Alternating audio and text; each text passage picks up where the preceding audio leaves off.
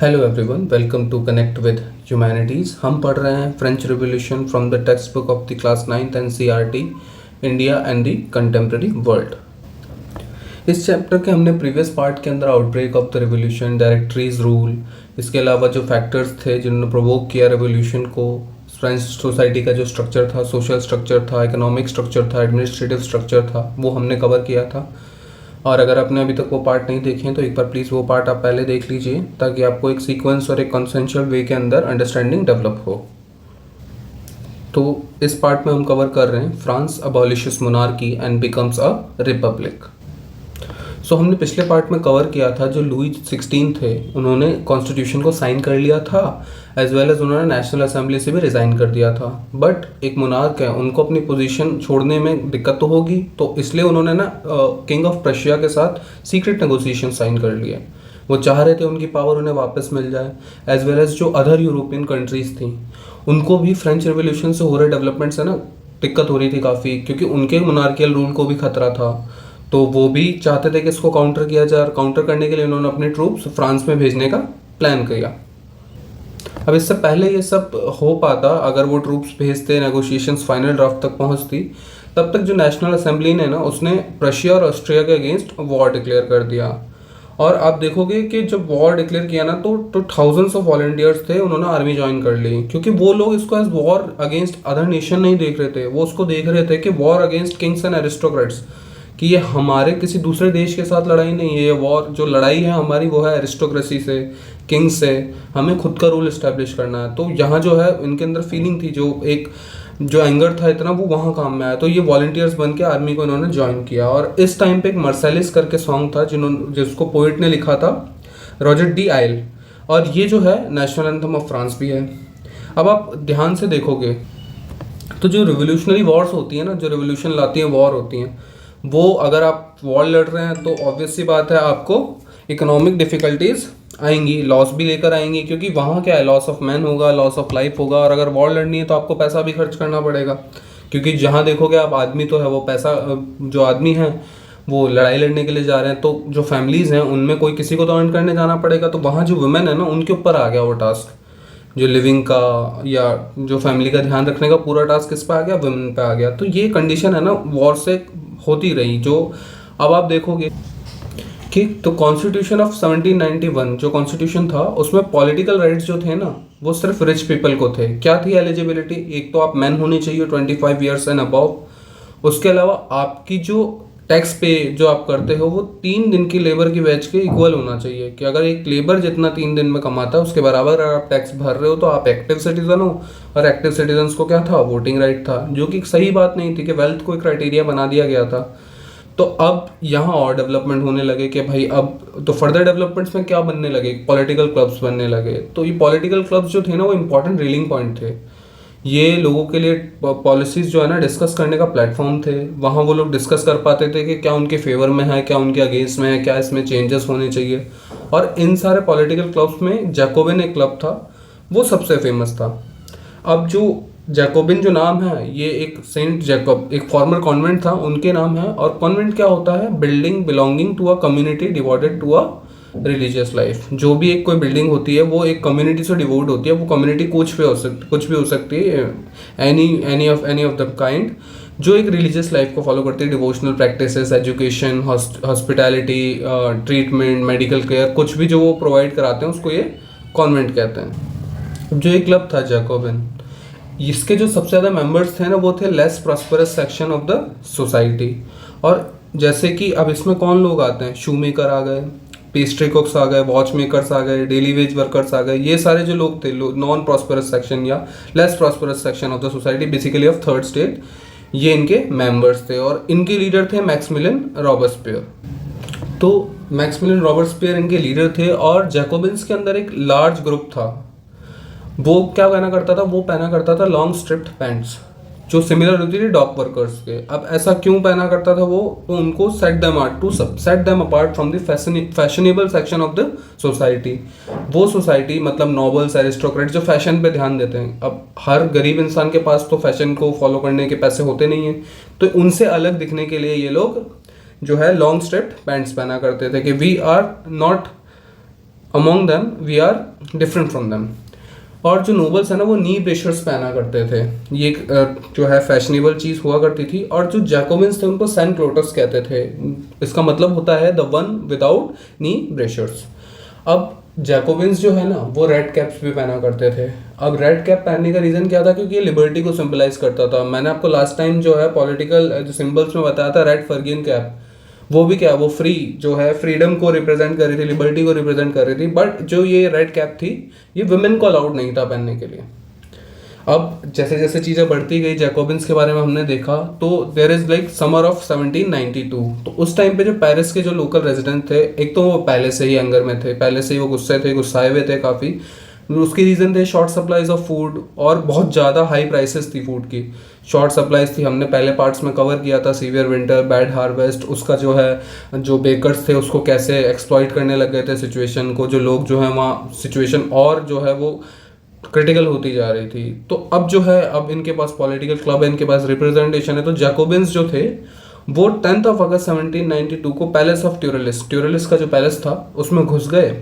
वहाँ जाके इन्होंने जो राजा के गार्ड्स थे इनको मार दिया, और राजा को ना हॉस्टेज बना लिया थोड़े टाइम के लिए। और उसके बाद जो है असेंबली ने वोट किया कि हमें रॉयल फैमिली को इम्प्रिजन कर देना चाहिए। अब रॉयल फैमिली को उठा के इन्होंने जेल में डाल दिया। उसके बाद जो इलेक्शन हुए गए, और इलेक्शन होने के बाद अब आप देखो कि जो नॉन प्रॉस्परस सेक्शन था ना वो भी अब फ्रेम में आ रहा है। जैकोबिन जो है वो काफ़ी इंपॉर्टेंट क्लब हो चुका है, मोस्ट इंपॉर्टेंट क्लब, और उनके लीडर कौन है, मैक्सिमिलियन रॉबेस्पियर। तो वो एक रिफॉर्म तो लाएंगे उनके लिए। तो यहाँ देखिए क्या हुआ है, from now on all man of 21 years and above regardless of their wealth got the right to vote. मतलब अब कोई वेल्थ वाला क्राइटेरिया नहीं है, जो टैक्स नहीं पे करता वो भी यहाँ पे वोट देगा। और जो ये नई असेंबली बनी, इलेक्टेड असेंबली, उसका नाम क्या था, नेशनल कन्वेंशन। अब जो है 21 सितंबर 1792, तो यहाँ क्या हुआ, अगर आपने मोनार्क को ही हटा दिया, अब तो जेल में है राजा की family, the Louis 16 and his family, तो वो जेल में है। और अब जब उनको जेल में डाल दिया तो कोई मोनार्क बचा नहीं। तो और वहाँ से उस दिन क्या कर दिया गया, फ्रांस को जो है वो रिपब्लिक घोषित कर दिया गया। अब रिपब्लिक क्या होता है, रिपब्लिक होती है फॉर्म ऑफ गवर्नमेंट जिसमें जो लोग होते हैं ना वो इलेक्ट कर सकते हैं अपने हेड ऑफ स्टेट को, गवर्नमेंट को हम इलेक्ट करते हैं। हमारा क्या रिपब्लिक है ना, इंडिया एक रिपब्लिक कंट्री है। तो यहाँ क्या है, हम इलेक्ट करते हैं ना, हम हमारे एमएलए को इलेक्ट करते हैं या एमपी को इलेक्ट करते हैं, वो जाके हमारे हेड ऑफ द स्टेट, वो सब जो इलेक्शन होते हैं, डायरेक्ट इनडायरेक्ट इलेक्शंस जो फॉलो होते हैं, उसके थ्रू हमारे पीएम होते हैं, चीफ मिनिस्टर होते हैं, प्रेसिडेंट होते हैं, ये सब इलेक्ट किए जाते हैं। अब ये सब हो रहा था, और Louis 16 in the background was sentenced to that for the charges of treason. जो ट्रेजन जो होता है, ट्रेजन का मतलब होता है कि आप जो है अपनी गवर्नमेंट को बिट्रेल कर रहे हैं या अपने नेशन को बिट्रे कर रहे हैं। देशद्रोह का जो चार्ज उन पे लगाया गया, और उनको और उनकी क्वीन मैरी एंटोनेट को डेथ पेनल्टी सुना दी गई। अब यहाँ हम बात कर रहे थे मैक्सिमिलियन रॉबेस्पियर की। तो जो रॉबेस्पियर का जो पीरियड था फ्रॉम 1793 टू 94, इसको रेन ऑफ टेरर बोलते हैं। इस पीरियड को हम रेन ऑफ टेरर बोलते हैं कि डर का माहौल था, बहुत ज़्यादा डर का माहौल था। उसका रीज़न क्या था, जो रॉबेस्पियर थे वो policy of severe control and punishment को फॉलो करते थे, और बहुत रिलेंटलेसली फॉलो करते थे। तो उसके अकॉर्डिंग जो है नॉबल्स हो गए, क्लर्जी हो गए, जो मेंबर्स थे पॉलिटिकल पार्टी के, अदर पॉलिटिकल पार्टी के, या उनकी खुद की पॉलिटिकल पार्टी के भी वो मेंबर्स जो उनसे एग्री नहीं करते थे, उनको वो है ना एनिमी कंसिडर करते थे। और उसके बाद उनको अरेस्ट कर लेते थे।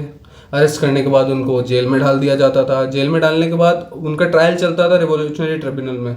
तो ये ट्रिब्यूनल अगर आपको गिल्टी करार दे रही है तो आप गुलोटिन हो जाते थे। अब गुलोटिन क्या था, इसको बनाया था, एक डिवाइस था जिसके अंदर 2 पोल और एक ब्लेड थी, और वहाँ आपको नीचे रख दिया जाता था। आपको मतलब जो भी जो है अक्यूज्ड है उसको नीचे रख दिया जाता था, और उसका हेड जो है वो अलग कर दिया जाता था।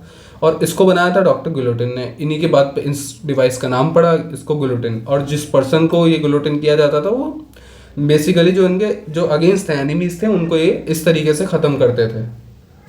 आप देख सकते हो इस पिक्चर के अंदर, यहाँ जो है 2 पोल्स है, एक ब्लेड है, और ये जो आदमी है इसका हेड जो है बिहेडेड किया जा रहा है, और ये पब्लिकली हुआ करता था। तो जो भी लोग थे जो अगेंस्ट जाते थे किसी भी thought process of Maximilian Robespierre के, तो वहाँ उनको है ना बिहेडेड कर दिया जाता था। काफ़ी डर का माहौल था। तो इस 1 साल के पीरियड में काफ़ी सारे लोगों को मारा गया। तो इस चीज़ को जो है डिनोट करने के लिए यहाँ रेन ऑफ टेरर को बोला गया है। अब रॉबेस्पियर गवर्नमेंट जो है वो रेन ऑफ टेरर का पार्ट तो थी, बट इन्होंने काफ़ी काम भी किए। अब इसके कामों के अंदर अगर आप देखोगे तो इन्होंने मैक्सिमम सीलिंग लगा दी वेजेस पे और प्राइसेस पे। सीलिंग लगाना क्या होता है कि आप एक कंट्रोल स्टैब्लिश कर लेते हो कि आप इससे ज़्यादा या इससे कम प्राइस ना तो वेजेस का कर सकते हो ना प्राइसेस का कर सकते हो। मतलब किसी भी कोई एक कम्युनिटी है तो ना आप उसको इससे ज़्यादा रेट में आप नहीं बेच सकते, या कोई भी वेज है वो इससे कम नहीं हो सकती या इससे ज़्यादा नहीं हो सकती। मीट और ब्रेड जो है उनको रेशन कर दिया गया, मतलब एक प्रोपोर्शन था उसमें बांट दिया गया कि आपको इतनी क्वांटिटी से ज़्यादा वो नहीं मिलेगा। इसको क्या, ये इक्वालिटी को प्रमोट करने के लिए था कि सबको बराबर न्यूट्रिशन मिले। इसके अलावा जो पीजेंट्स थे उनकी हालत तब भी खराब थी और अभी भी खराब है, क्योंकि उनको फोर्स किया जाता था कि आप अपनी फसल जो है ना वो सिटी के अंदर जाकर बेचो, वो भी उसी प्राइस पे जो हम डिसाइड करेंगे। उसके अलावा जो नॉबल्स थे जो और जो प्रॉस्पेरस क्लास थी वो वाइट फ्लावर का यूज़ करते थे, एक्सपेंसिव फ्लावर का, उसके लिए उस पर रोक लगा दी गई, उसको फॉरबिड कर दिया गया।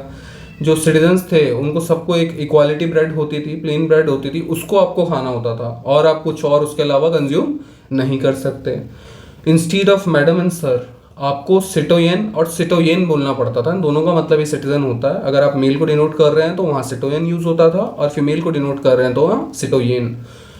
और जो चर्चेस थे उनको बंद कर दिया गया, या तो उनको ऑफिस में कन्वर्ट कर दिया या बैरक्स में कन्वर्ट कर दिया। तो ये सारे जो काम है ना रॉबस्पियर की गवर्नमेंट कर रही थी, और ये देख सकते हैं आप कितनी हार्श पॉलिसीज हैं, क्योंकि आप डिसाइड कर रहे हो कि आप खाओगे क्या, आप क्या बोलोगे, टाइटल आप क्या यूज करोगे। चर्चेस को इन्होंने बंद कर दिया। कितना कंट्रोल, सीवियर कंट्रोल कितना है यहाँ पर। अब रॉबस्पियर जो है ना अपनी पॉलिसीज को इतना रिलेंटलेसली फॉलो करते थे ना कि जो उनके खुद के जो सपोर्टर्स थे उनकी क्लब के, वो खुद कहने लग गए कि इतना स्ट्रिक्टनेस सही नहीं है, आपको थोड़ा मॉडरेशन लाना चाहिए। उन्होंने डिमांड शुरू की कि आप थोड़ा मॉडरेशन लाइए। अब लेकिन रॉबस्पियर तो सुनते नहीं थे बात ये। तो भाई फाइनली अब क्या होगा, एक ना एक टाइम के बाद किसी की भी तानाशाही नहीं चलती, तो उनको भी हटा दिया गया, कोर्ट के थ्रू उनको कन्विक्ट कर दिया गया और बाद के अंदर उनको वही गुलोटाइन कर दिया गया। अब यहाँ जो है ना काफ़ी जो लिबर्टी के ना दो कॉन्फ्लिक्ट व्यूज थे। जो जर्नलिस्ट थे जैसे कि कैमल डेमोस्लिन्स करके एक जर्नलिस्ट थे, वो लिखते हैं यहाँ के जो लिबर्टी, लोगों को लगता है कि लिबर्टी है ना बच्चे की तरह होती है जिसको मैच्योर एज आने से पहले थोड़ा डिसिप्लिन रखना चाहिए। जबकि वो कहते थे जबकि लिबर्टी इसका जस्ट अपोजिट है। लिबर्टी तो रीज़न है, मैच्योरिटी है, जो इक्वालिटी है, जस्टिस है, इन सब से ही लिबर्टी बनती है। बट जो रॉबस्पियर थे उनका तो विजन इससे कहीं मैच नहीं खाता था, कॉन्फ्लिक्टिंग आइडियोलॉजी थी दोनों की। तो उनके अकॉर्डिंग तो क्या था, अगर आपको डेमोक्रेसी स्टैब्लिश करके रखनी है तो आपके एनिमीज़ के अंदर फियर होना चाहिए। उनका यही था कि आप किसी को लिबर्टी देकर आप मना नहीं सकते कि अगर आपको कोई क्रिटिसाइज कर रहा है आपके व्यूज से तो वो उसकी लिबर्टी नहीं देते थे, उसको अरेस्ट करके मार दिया करते थे। तो लिबर्टी के नाम पे ये देखिए कितना डिफरेंट है। उनके अकॉर्डिंग लिबर्टी का मतलब ये है कि आप अपने एनिमीज को नहीं रोक सकते, और एक है कि अगर आपको कोई क्रिटिसाइज भी कर रहा हो, कुछ भी कर रहा हो, अगर उसका आपका व्यू भी नहीं मैच कर रहा है तो आप वो उसको भी ग्लोटाइन कर देते थे, एग्जीक्यूट करवा दिया करते थे उसको। तो काइंड ऑफ ये डिक्टेटर की वाइब थी इनके अंदर। ये जो भी लिबर्टी के तो बिल्कुल अगेंस्ट ही थे, हालांकि लिबर्टी की बातें किया करते थे अपने क्लब के अंदर। जो फ्रांस रेवोल्यूशन, जो रेवोल्यूशनरी गवर्नमेंट आने लगी उसका बेस ही लिबर्टी था, लिबर्टी और फ्रीडम था, ये सारी चीज़ें थी। बट फिर भी आप देख सकते हैं कि यहाँ आइडियोलॉजी कितनी डिफर कर रही है। अब जो है वो रॉबस्पियर को तो गुलोटिन कर दिया गया, तो ऑब्वियसली बात है गवर्नमेंट हट गई है। और आप देखोगे कि रॉबस्पियर के आने से पहले क्या था, वेल्दियर मिडिल क्लास पावर में थी, और वो क्या करेगी, वापस सीज कर लेगी पावर को, और दोबारा से एक नया कॉन्स्टिट्यूशन इंट्रोड्यूस हुआ। उसके अंदर क्या किया, वही पुराना वाला हिसाब कर दिया इन्होंने कि जो नॉन प्रॉस्परस सेक्शन है, जो टैक्स नहीं भरता, उसको कोई वोट देने का अधिकार नहीं है। और यहाँ इस बार चेंज ये लाया गया कि एक 5 मेंबर एग्जीक्यूटिव बॉडी बनाई गई, डायरेक्टरी जिसको हम बोलते हैं, और उसको इलेक्ट करती थी 2 इलेक्टेड लेजिस्लेटिव काउंसिल। अब ऐसा क्यों किया कि भाई 5 मेंबर बॉडी क्यों बनाई, सिंगल मेंबर क्यों नहीं बनाई? क्योंकि भाई इनको पता था कि रॉबस्पियर ने जो कभी कर गया है उसको तो इनको कहीं ना कहीं प्रिवेंट करना पड़ेगा, सेफगार्ड करना पड़ेगा कॉन्सेंट्रेशन ऑफ पावर को। इसके लिए इन्होंने 5 मेंबर बॉडी बनाई। अब यहाँ होता क्या था ना कि ये जो दोनों बॉडी थी, एग्जीक्यूटिव, लेजिस्लेचर, कभी कोई भी आप 3 ऑर्गन देखोगे आप जिसके अंदर डिवीजन ऑफ पावर यूज होता है, कहीं ना कहीं इनकी आइडियोलॉजी, इनके व्यू पॉइंट बहुत जगह कॉन्फ्लिक्ट करते हैं। और ये अगर रिगरस वो रहता है, कॉन्फ्लिक्ट अगर रेगुलर रहता है तो है ना, जो पॉलिटिकल इंस्टेबिलिटी है ना वो बढ़ जाती है बहुत। तो पॉलिटिकल इंस्टेबिलिटी बढ़ी तो ऑब्वियसली बात है फॉल ऑफ डायरेक्टरी हो गया, कि डायरेक्टरी का रूल भी चला गया। और यहाँ जो राइज होता है ना वो होता है नेपोलियन का। और नेपोलियन एक बहुत बहुत ब्रिलियंट पर्सनैलिटी, उस टाइम के काफ़ी इन्फ्लुएंशियल पर्सनैलिटी थे नेपोलियन जो है ना, वो मतलब इनके बारे में अगर अलग से कोई वीडियो बनाना होगा तो मैं ज़रूर बनाऊंगा। अभी फिलहाल लेक्चर को लंबा नहीं करते हैं, जितना आपके कोर्स के लिए रिक्वायर्ड है मैं उतना ही आपको बताऊंगा। जो नेपोलियन थे वो थे एम्परर ऑफ फ्रांस। और इनका जो रूल चला, जो नेपोलियन है, आप फोटो देख सकते हैं, ये हमारे नेपोलियन है, जो 1804 टू 1815 तक इनका रूल चला। और ये एम्परर ऑफ फ्रांस थे।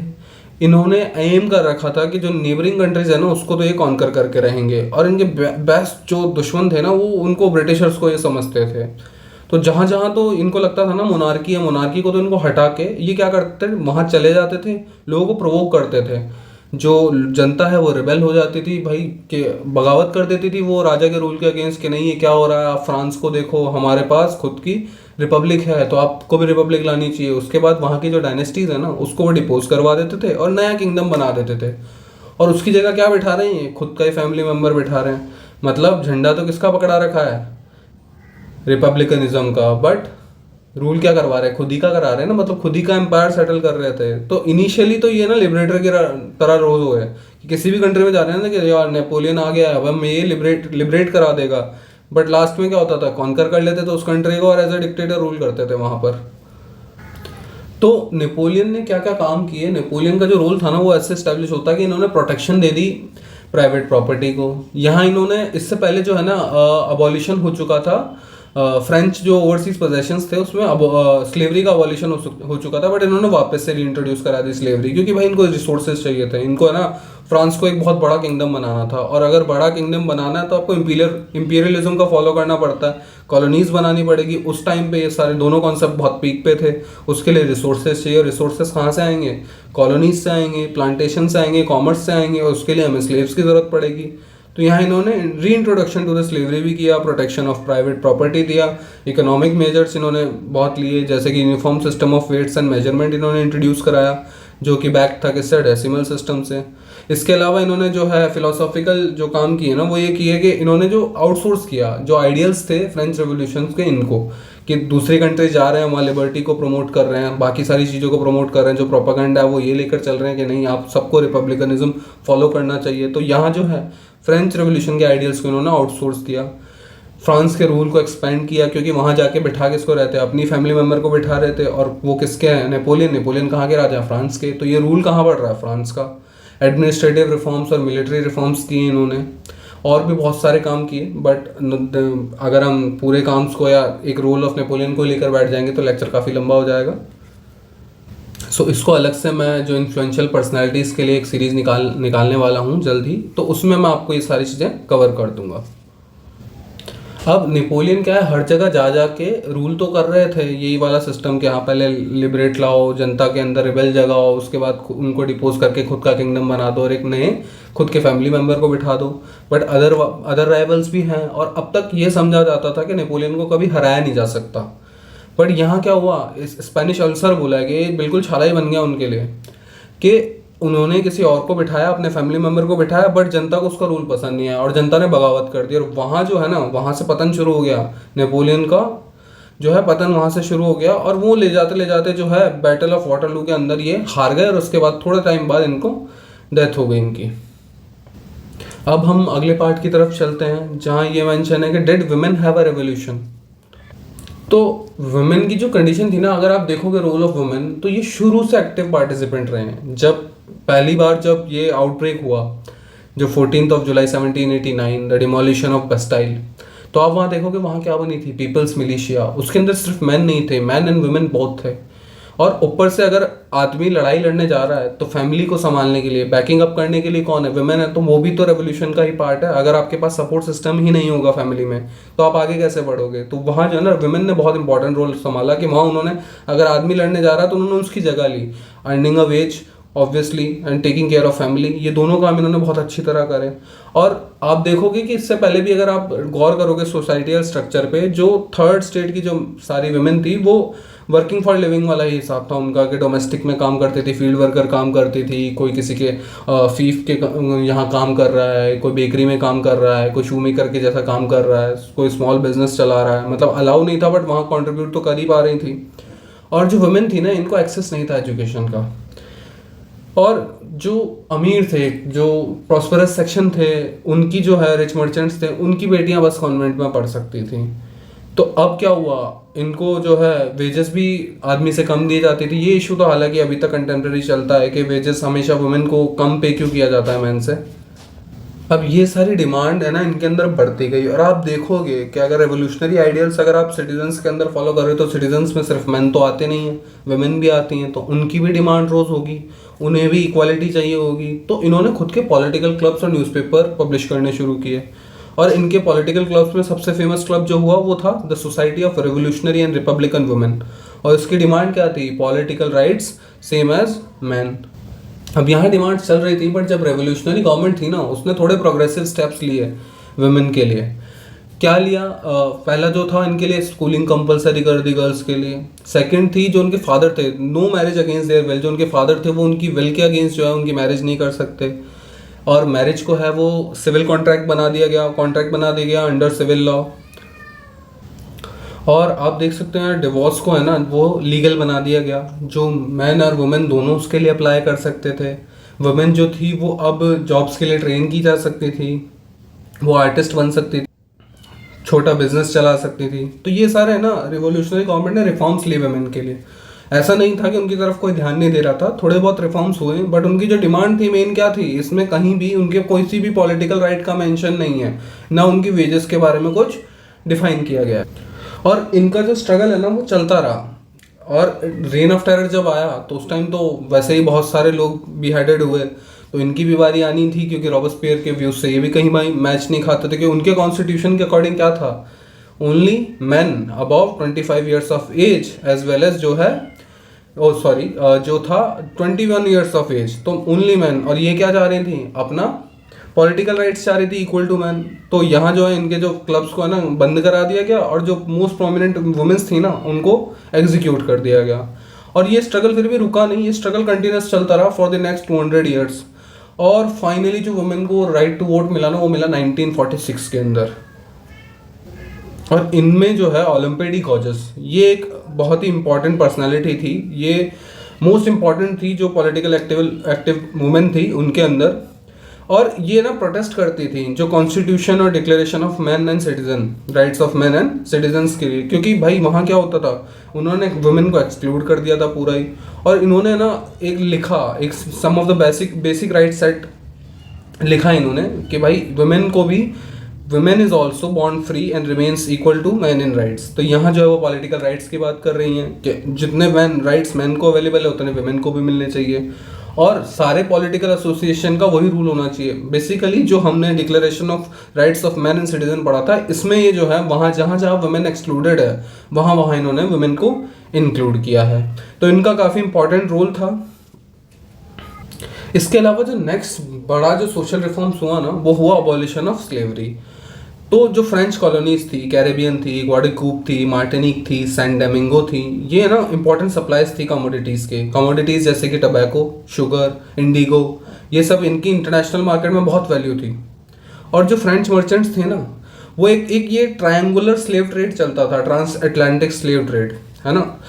उसको ये लोग क्या करते थे, यहाँ से यूरोप से जाते थे, ये अफ्रीका पहुँचते थे, वहाँ के जो लोकल चीफ्स थे उनसे स्लेव खरीदते थे, उनसे स्लेव खरीद के फिर इनको जो है टाइटली पैक कर दिया जाता था एक शिप के अंदर, क्योंकि इनको इंसान नहीं समझते थे, ये इनको एक कमोडिटी ही समझा जाता था कि जहाँ बस भरे जाओ इनको। और 3 मंथ का वॉयज होता है। आप देख सकते हैं क्या हालत होती होगी उनकी। अगर हम अभी भी रास्ते में कहीं जाते हैं, अगर आपको बाइक से कहीं जा रहे होते हैं सड़क पे, तो आप देखते हैं कि वो मुर्गियों का जो वो एक पिंजरे के अंदर बंद होकर जा रही होती है काफ़ी सारी एक में, वैसे इनकी हालत होती थी।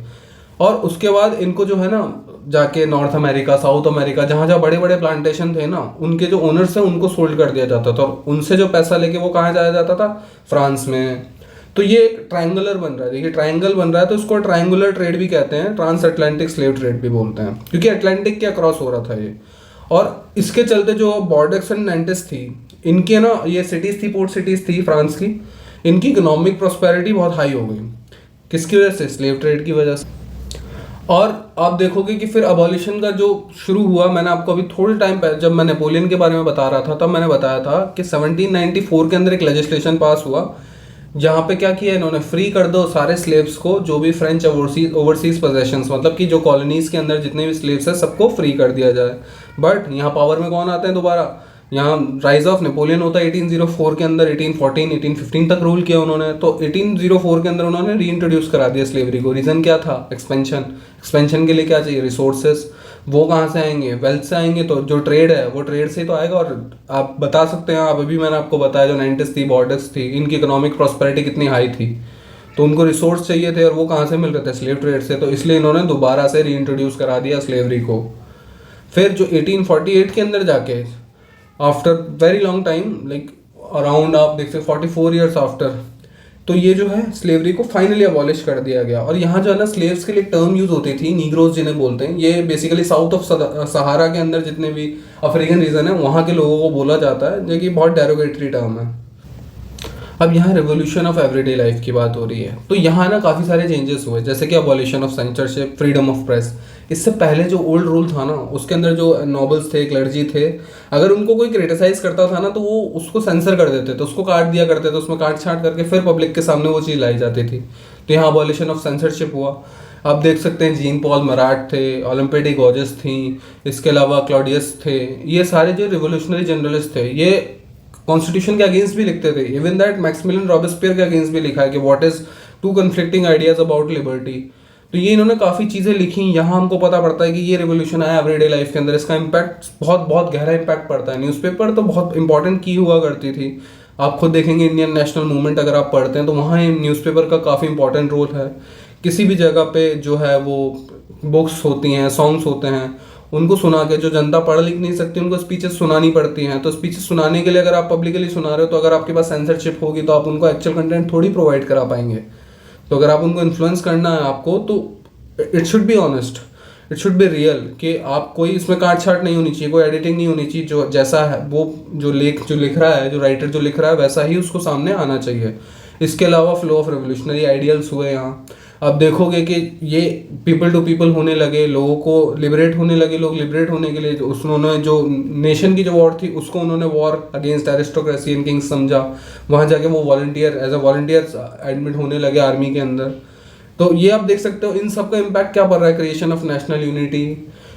तो ये सारे जो सोशल इकोनॉमिक रिफॉर्म्स जिनकी डिमांड उठने लगी कि हमें पॉलिटिकल राइट्स चाहिए, वेमेन को अगर आप देखोगे तो वो भी न्यूज़पेपर पब्लिश कर रही थी, उनके अंदर भी जो है एक रेनिसा हो रहा था, सोसाइटी का रेनिसा हो रहा था कि हाँ हमें भी इक्वल राइट्स चाहिए। यहाँ जो इंडिविजुअल राइट्स जो है उनको डेवलप किया जा रहा था, इनका टेम्परामेंट जो है वो इम्प्रूव हो रहा था। तो एवरीडे लाइफ के अंदर भी काफ़ी रिवोल्यूशन है। पॉलिटिकल क्लब्स बने, तो वो कब बनेंगे? जब आप खुद इनलाइटेंड होंगे, जो थोड़े एजुकेटेड होंगे, आपके अंदर एक कॉन्शियस माइंड होगा, तभी तो आप ये सब ला पाएंगे। और ये सब क्या हो रहा है? रिवोल्यूशन हो रहा है एवरीडे लाइफ के अंदर। अब जो फ्रेंच रिवोल्यूशन है उसका इन्फ्लुएंस क्या रहा? तो सबसे पहले तो इसने आइडिया प्रोवाइड किया रिपब्लिकनिज्म का। ये हमने इंट्रोडक्शन पार्ट में भी कवर किया था, why French revolution is so important. इसके अलावा इसने सोशल और इकोनॉमिक स्ट्रक्चरल चेंजेस ब्रिंग किए सोसाइटी के अंदर, डेवलपमेंट किया सोसाइटी फिलोसफिकल और साइंटिफिक टेम्परामेंट का। और यहाँ recognition of individual and natural right, जो कि हमने declaration of rights of man and citizen में कवर किया था, इसका influence through out the world रहा। आप देख सकते हैं जो लिबर्टी, इक्वालिटी, फ्रेटर्निटी है, वो लगभग जहाँ जहाँ डेमोक्रेसी इस्टेब्लिश है वहाँ वहाँ इन 3 वर्ड की इंपॉर्टेंस बहुत है। और दे आर स्टिल रिलेवेंट। जो आइडियल्स हैं रेवोल्यूशन के, फ्रेंच रेवोल्यूशन के, वो अभी तक रिलेवेंट है। और अगर आप इंडिया में बात करें तो राजा राम मोहन रॉय हो गए, टीपू सुल्तान हो गए जो राजा थे मैसूर के। तो टीपू सुल्तान तो खुद जैकोबिन क्लब के मेंबर थे।